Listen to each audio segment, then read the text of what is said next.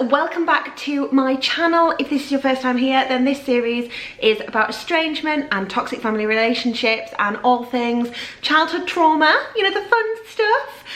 Today I am going to be talking about one of my favourite times of year, Christmas. Bloody love it. I'm very excited about Christmas, okay? And absolutely nothing is going to dampen my Christmas sparkle.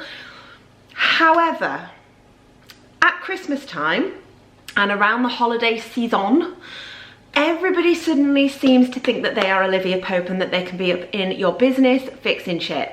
And it's really frustrating.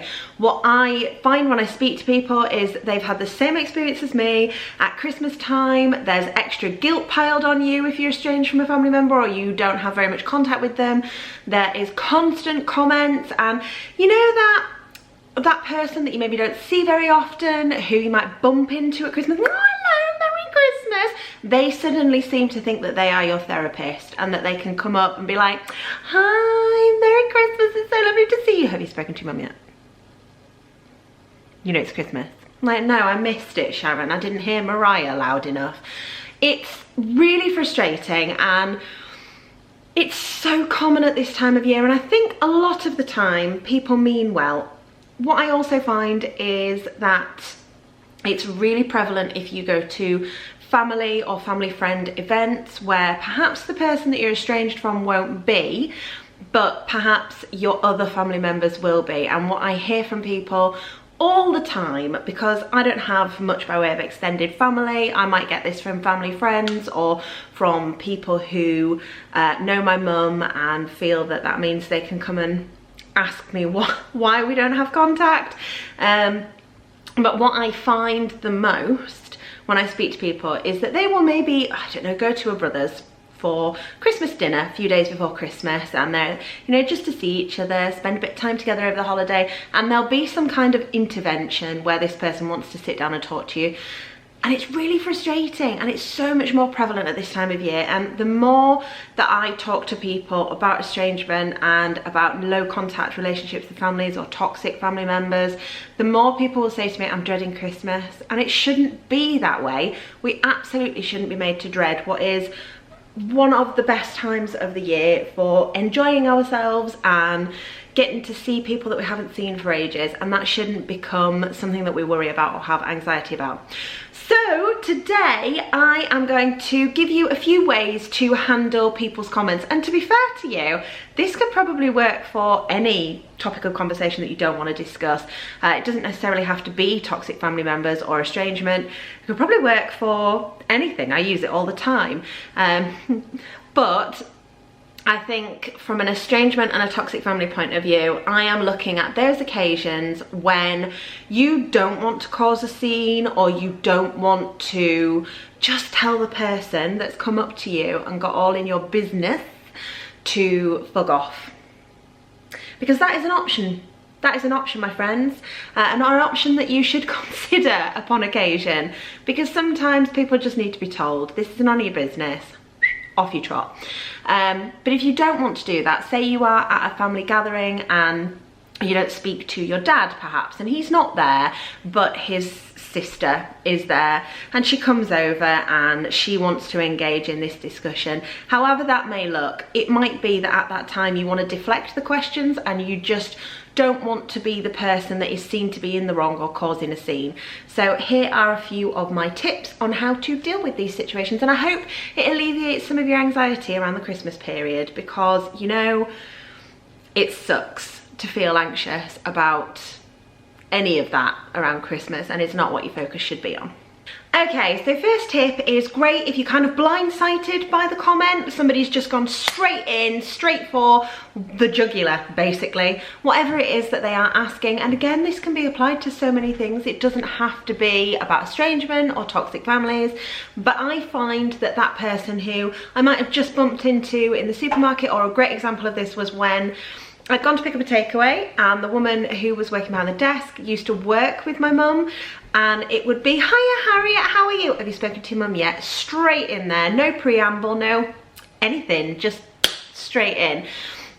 One of the best ways that I find to stop that dead in its tracks is to deflect and then redirect back to the person that you're speaking to.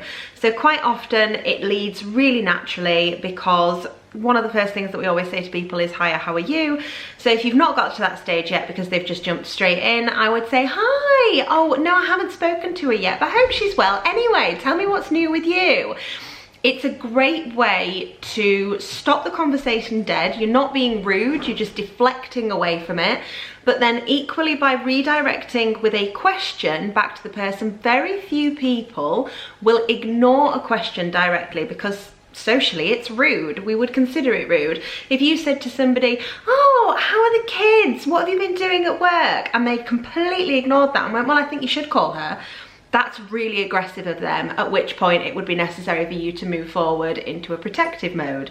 But I think for the majority of people, especially if you have that well-meaning family member or family friend who dives in with the question before anything else has happened, the easiest way to handle it and to move the question, move the conversation away from that is to deflect and redirect back to them, because people don't like to be rude. Okay, so tip number 2 might sound a little bit counterintuitive, but actually I promise you it works. And again, this works across a whole range of different things. So tip number 2, agree with them. And again, I know it sounds counterintuitive, but I promise you it works, because arguing with someone who is essentially agreeing with you and then moving the conversation along is impossible. It's so difficult to argue with someone who says, yeah, absolutely, I get where you're coming from, and just moves on. So an example of this, one of the most common things that comes out at sort of Christmas time or around holiday periods, again we get it around Mother's Day, is, or Father's Day, depending on your situation, siblings day, grandparents day, whatever it might be, is that guilt tripping. So I hear, and I heard this when the first year that I had become estranged from my mum. Again, it was the lady in the takeaway a couple of weeks after the first incident had turned around and said, oh, it's Christmas and it's so sad that she's going to be on her own. And honestly, I wanted to say, oh, piss off. Like, of course, yeah, it's sad, but it's of her own making, and defend myself. That would have been pointless. And I was really proud of myself, because I just said, yeah, it is really sad. Anyway, how much do I owe you? And moved on with the conversation. I agreed with her because, yeah, it is sad to think that anybody's alone at Christmas. And I know that it was of her own making, and I don't need her to validate that for me. And you don't need anybody to validate that for you. Okay, tip number 3 is to set your boundary. And I find that this works quite well with people who are really sort of aggressive or passive aggressive. Probably more people who are bluntly aggressive and quite defensive of the person that you're no longer speaking to. I hear this from people who have cut ties with siblings really prominently, where a mother will sort of say, well, I don't understand why you can't just get on with it. You were never like this when you were children. And it's really frustrating, because it's nothing to do with that person. If you're both adults, it's up to you whether or not you have contact with each other. But there is often that middleman kind of vibe, that kind of person who wants to sit in the middle and say, let's mediate, and it doesn't help anybody. So if you come up against somebody who is quite aggressive in their defense, for me, I've had things like, yeah, well, she did her best, you know, she did everything for you, she worked really hard as a parent. You think, you don't know, because you weren't there all the time. You don't know what my relationship with my mum was like. And you want to defend that, and you want to say, but that's not what my experience was, leave me alone, or say, but that's not true. None of those things help you in those situations. So the best thing to do if you come up against somebody who is really aggressive, or who is really an aggressive defender, is to set the boundary and simply say, I'm not willing to discuss that with you here. It's not something that I want to talk about, or I'm not willing to discuss that with you here. It's not something that I'm willing to talk about. I actually don't wish to discuss that with you at all. Or, do you know, I've come here to enjoy myself, and that's not something that I intend to discuss with you at this time. And then excuse yourself and walk away. You might find that somebody shouts after you, but that is a them problem. Just excuse yourself from the situation if possible. Tip number 4 kind of coincides with everything else that I've said, but remember to keep calm and not to engage in arguments with anybody. If you have somebody again who is especially aggressive and you've set your boundary and they just keep going and going and going, then probably the best thing for you to do is leave the situation. If it's not possible to do that, I understand that's really difficult. Let them run out of steam and then simply say, okay, great, you've said your piece, thank you for that, and move on with the next topic. Hopefully they won't keep coming back to it. I don't think that happens terribly often. It's a really difficult situation if it does, and you would hope that someone else would be able to come in and defend you. And again, if not, it's just a case of leaving and removing yourself from that situation. Unfortunately, around Christmas time in particular, I think people just feel like they need to fix things and that they need to help others see the Christmas spirit, and it's just not the way that it always works.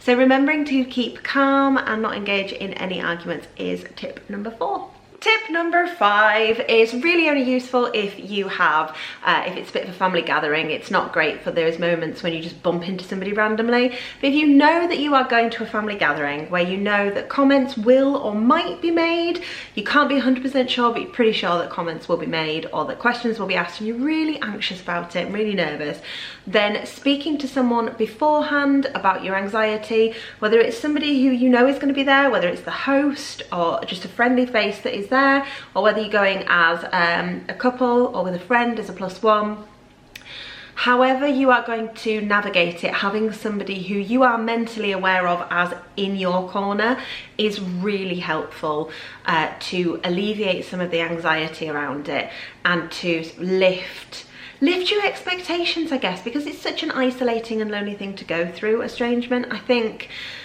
quite often you are in your head about what might be said as opposed to enjoying the moment and, okay, if something is said, this is how I'm going to handle it. And that comes with experience, but especially when it's quite new and if it's around this time, then people are playing fixer and that can make it really difficult for you. So knowing that you have somebody in your corner, or at the very minimum sharing your worries and your fears before you go with somebody else, can be really useful. If it's a partner or a friend who's not going with you, then you could perhaps talk to them beforehand and say, look, if I am in an awkward situation, then I need you to call me and just pull me away, however it is. So I hope those tips help. And I hope that you don't come up against any shitty comments this Christmas. But if you do, I hope that this has helped you feel a little bit more confident in dealing with them, because you haven't done anything wrong and you have nothing to be ashamed of.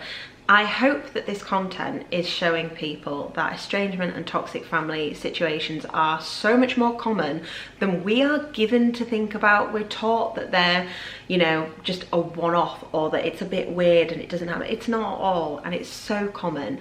So hopefully this is helping, and yeah.